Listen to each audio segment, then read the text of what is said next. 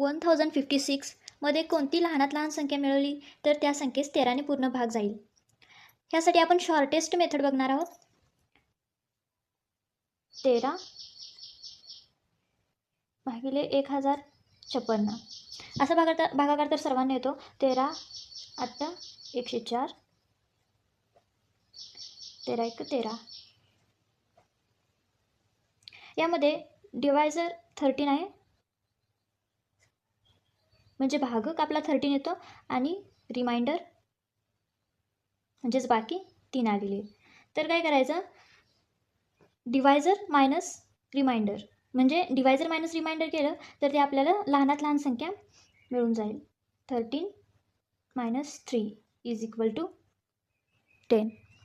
म्हणजे 1056मध्ये 10 ही लहानात लहान संख्या मिळवली तर त्या संख्येस 13ने पूर्ण भाग जाईल.